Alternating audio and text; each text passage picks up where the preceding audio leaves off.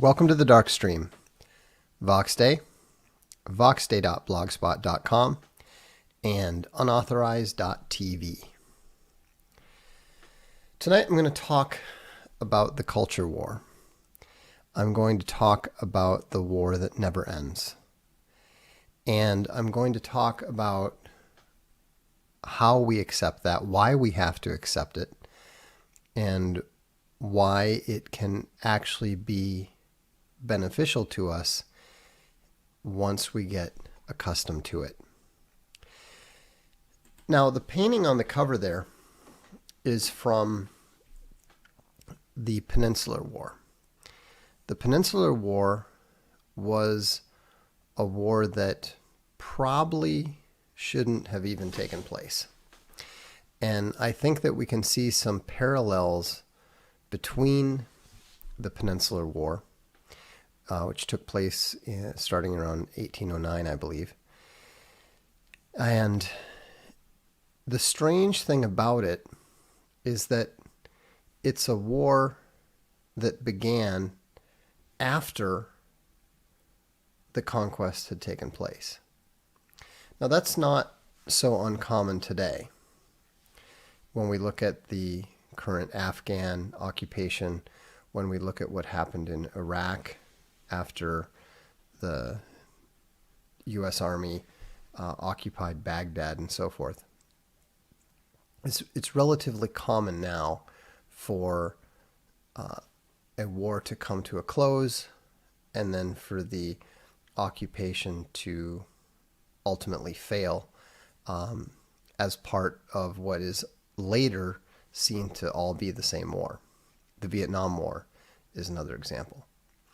But back in the time of the Peninsular War, this concept was relatively new.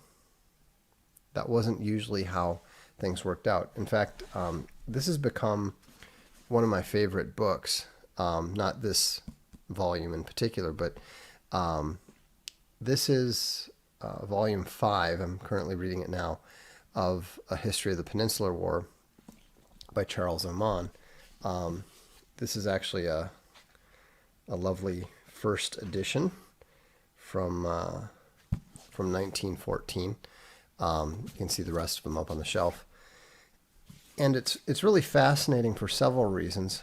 One, I don't think that there was ever a war that was better documented and analyzed by more highly qualified people, both on the French side, on the English side, and on the Spanish side. And then to have had the advantage of being summarized by individuals who were already there, like Napier, and by such a fine historical mind as Charles Oman, who had access to amazing documentation in a way that even today very few historians would ever have the kind of access to the sort of information that Oman had, and may never again, because it was a much more literate society then. And so he was able to draw upon everything from diaries of regular soldiers to the complete histories written by a number of the various generals involved. And in addition to that, it was also generally considered to be the first real guerrilla war. Like I was saying before, it was a war that people did not expect to take place. Napoleon had already won. The King of Spain had already been replaced by his brother, who was crowned the King of Spain, King Joseph of Spain. And I don't think anyone really considered that there was any chance of contesting Napoleon's will. At that time, Napoleon had conquered most of the continent of Europe, and he conquered pretty much the rest of it during the early years of the Spanish War. And his armies had been practically undefeated by the very best that the Prussians and the Russians and the very best that could be thrown against him. He defeated them time and time again. And so, what chance did the Spanish have? According to all the military thinkers of the time, none whatsoever. And that is kind of an interesting analogy to where we are today, because people look at the situation and they see the massed power of the social media companies with the banks and the payment processors and all these huge, powerful forces lined up against what? Nothing. Who do we have on our side? We have the Trump administration, which occasionally makes noises, slightly threatening noises about the way that people are being treated. But they're kind of like England. England back in the early 19th century,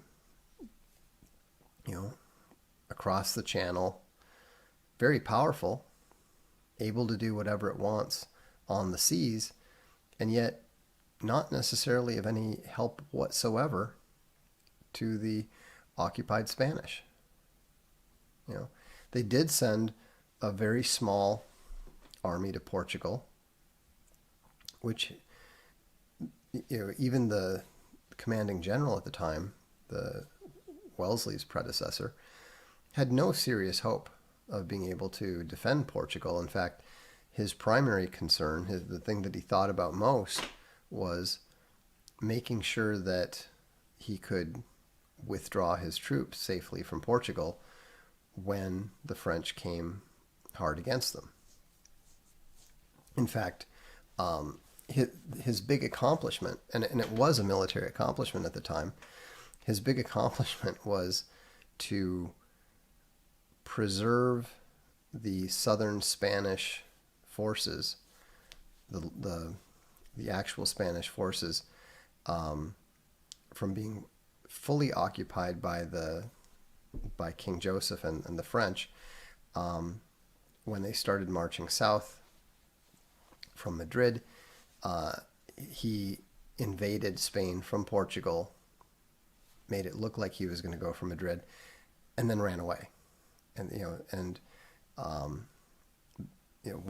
the first volume of Oman's history, he talks about the terrible retreat, constantly under attack from the French cavalry, and the way that they retreated back into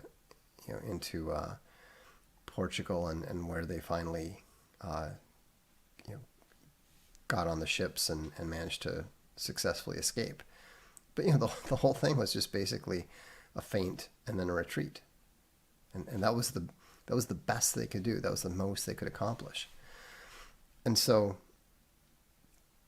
it was fascinating to see the way that the French, who looked so undefeatable, who looked so completely in control of the situation, gradually kept losing their ability to control the Spanish. And the important thing was the absolute persistence of the resistance. And that's what I mean when I talk about the war never ends. I was talking to one of the lawyers today who's been involved with our Indiegogo deplatforming, and we've been in a legal dispute now for, let's see, January, February, 6 months. It's been going on for 6 months, and things appear to be reaching a critical point. Maybe it'll be an important nexus. Maybe it'll be just another way station in the process. But we were talking about some other projects that we're working on, and how they'd been deplatformed from our first choice, which actually wasn't our choice. It was not a place we would have chosen. We were not surprised once we did a little more homework on it. But we were talking about how, we've got option A, we've got option B, and possibly option C. And the lawyer said, well, this looks pretty good, but if option B doesn't work, then we go to option C, and if option C doesn't work, we go to option D. And what I liked about his attitude was that it was a marked change from where we were months ago, when we were being surprised by these things, when we were being caught off guard and not entirely prepared by these things. Now, we anticipate it every single time. A lot of people were surprised by the recent YouTube purge, which, remember, is ongoing. They've said that they don't think that they're going to have all the unwanted creators and videos and so forth cleared off YouTube for another 4 or 5 months. So, this is not a one and done thing. This is not a brief blitz like they had with the previous round against Alex Jones and Paul Joseph Watson. This is something that is going to be ongoing and is going to affect many people. It may well include this channel. But you know what? It doesn't matter. It will make literally no difference to us. We're not even going to miss a beat. And in fact, we're waiting for them to do it. Why? It's a basic martial arts principle. One of the first things I learned from my instructor was the concept of windows. And they would talk about when you're fighting, there are 4 windows, upper right, upper left, lower right, lower left. And you can block most of them. But what you can't do, what's impossible, is you cannot block and attack at the same time. And so one of the elements of becoming an advanced fighter is not only learning how to effectively attack without leaving yourself too open and too vulnerable, and not only about forcing the opponent to open his windows or lure him into opening his windows. You throw a feint low, he blocks low, that leaves him open high, that sort of thing. But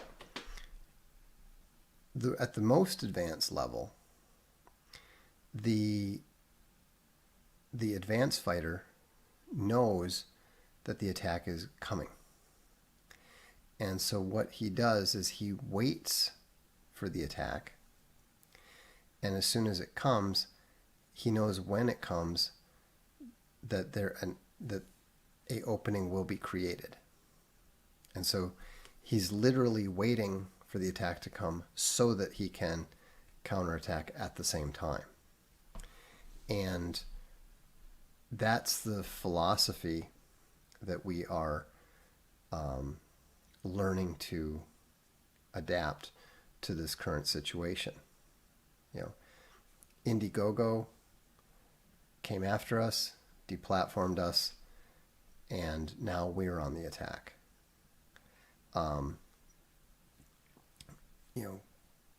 Google demonetized Owen. Now we're in the process of looking into that. In the case of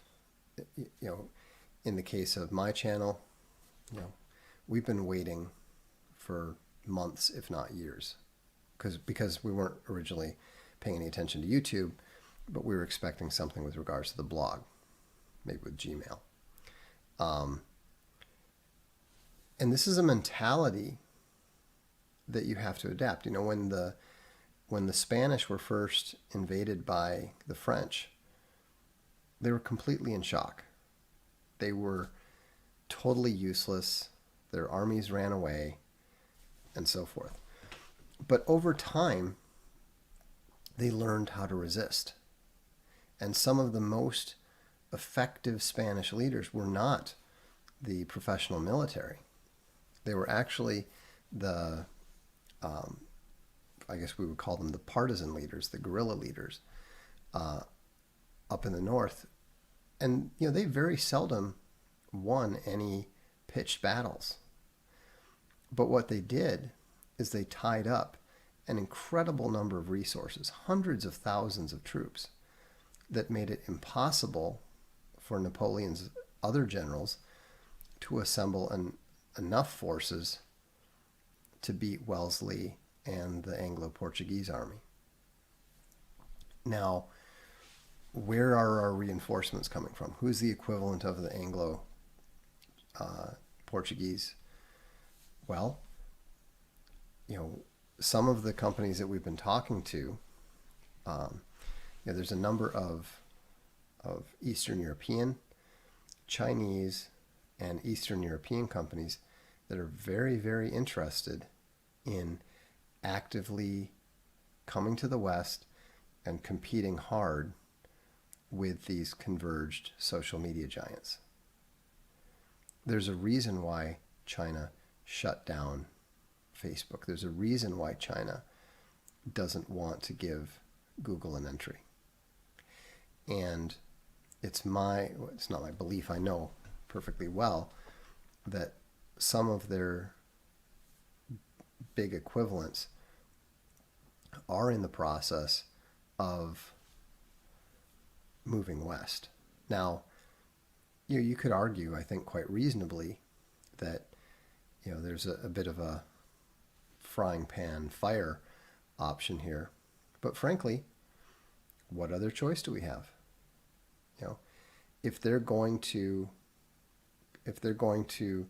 deplatform us and try to interfere with even our ability to reach out at all, then we have a duty and we have a responsibility to accept whatever allies we can that are fully capable of standing up to them. In fact, this is very similar, again, to the situation in the Peninsular War, because the French could never do anything about the English, because the English were beyond their reach. And in this context, China is beyond the reach of Big Social. They have that great Chinese tech wall behind which they're protected, but from which they can reach out and support allies, make inroads, etc., etc. And so it's going to be very interesting to see how this works out over time, because already, whether you're talking about film distribution, whether you're talking about payment processors, whether you're talking about even just middleman merchandising, Alibaba is bigger than Amazon, if I recall correctly. Anything, it's going to be very interesting to see how companies like PayPal and Stripe deal with their competitors who are not going to be who are going to be outside the control of the SWIFT system and so forth.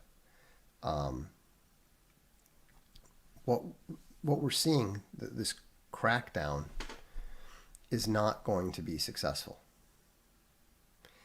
And maybe it's just something that they're trying to do for the 2020 election, which isn't going to make any difference. I mean, I said there's going to be a Trump slide back in 2016, in 2020, and I see absolutely no reason to change my opinion in the slightest as we see the debacle of the various Democratic Party candidates. Could Trump be doing better? Absolutely, but he's still been one of the best presidents, one of the best American presidents that we've ever had. And that's going to become more and more apparent to people as the election approaches. Don't get me wrong, I'm just as disappointed as many of you are about his lack of progress on draining the swamp, building the wall, etc., etc. But again, when you look at the alternatives, what is there? So what I want to encourage you to adapt, and what I want to encourage you to adopt, is the understanding that this is the new normal. We can't go back to the world that we've lost. It doesn't exist anymore. And never again can you sign up for a service, whether it's free, whether you pay for it. Never again can you simply sign up and assume that they will respect your business and that you're safe. You always have to be ready to deal with a potential deplatforming, a potential demonetization, a potential deletion of this, that, or the other thing, because that is the new normal. But there's no need to despair. Look at what happened with Oberlin College. Look at what happened with that professor at Southampton. Oberlin tried to gin up an SJW outrage posse against, I believe it was it's either a bakery or a pizza shop or something. They just got hit for $11 million in damages. In Southampton, this Christian economist, he's actually the guy who created the term quantitative easing. He coined the term quantitative easing. We're not talking about, some minor trivial intellect here. We're talking about somebody who's actually pretty well regarded. He was discriminated against because he's a Christian, and they just awarded him £2.5 million. And so the war has just begun. If we are to compare it to the Peninsular War, we're still in 1809. Most of the people on our side haven't even begun to understand that they need to fight yet, much less how to fight. They're not even necessarily aware that a war is on. But we are, and you are. And that's why it's so great and it's so important that you are supporting Unauthorized, that you're supporting Owen, that you're supporting me, that you're supporting various other creators that you follow. We're going to win, but it's going to take time. It's going to take a while. And the single most important thing is persistence. So keep your morale up. Don't let yourself give in to despair. Don't black pill yourself, and don't let anyone else do it to you either. We know that even a bunch of uneducated, barely armed, barely clothed peasants can defeat the most formidable military force commanded by the foremost military genius of his time. We're up against morons.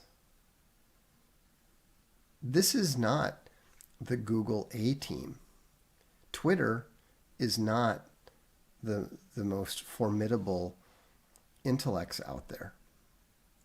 Mark Zuckerberg is little more than a thief.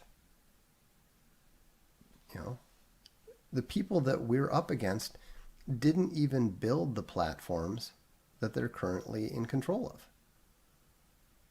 And so they'll do what they do. They're going to deplatform more people. They're going to demonetize more people. They're going to delete more videos. They're going to suspend more people from Twitter. It doesn't matter. We have alternatives coming. Others have alternatives coming. Social Galactic, I think we're going to be releasing it sometime this summer, if I understand correctly. Unauthorized is growing rapidly, both in terms of subscribers and in terms of the number of views and minutes and so forth. And when there are bumps in the road, and there will be, don't worry about it. We're not worried.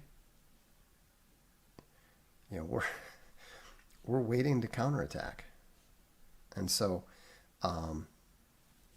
just like with Gamergate, in Gamergate we had a saying, the ride never ends. And that was very important to keeping everybody's morale up, because everybody understood that this wasn't something that was going to end tomorrow. There were times in the past few years that I would think, oh, I can't wait for this to be over, and then I can relax and get back to writing this or writing that, whatever. Now I know that's not an option. It's never going to end. So I just have to account for that, plan for that, and find the time to write those books and do those other things while we're dealing with all these various issues. It's okay. Once you get accustomed to it, it energizes you. When I talk to my guys that are involved in the various aspects of this, they're fired up. When I talk to Owen, he's constantly wanting to push forward on multiple fronts. And so, just keep it in mind. A culture war like this isn't going to be settled by an election. It's not going to be settled by one conclusive metaphorical battle. It is simply going to go on and on and on and on. And it's existential in nature. The enemy wants to destroy who you are. And that's why you just have to realize this is what we do now. This is part of who we are. And, I'd encourage you to not just accept it, but embrace it. We don't need numbers. We have surprisingly good numbers as it happens, but we don't need it because we have the truth on our side. And reality always wins in the end. Thanks for tuning in. Thanks for all of you who have subscribed to Unauthorized in the past 3 days. It's been incredible. We'll be bringing some new stuff to you soon. I'm actually a little frustrated because there's a new documentary I've got for the subscribers that for some reason it just won't process properly. So we're working on that tomorrow. Or we'll be working on that on Monday. But in the meantime, have a good weekend. This is the Darkstream. I'm VOX'S.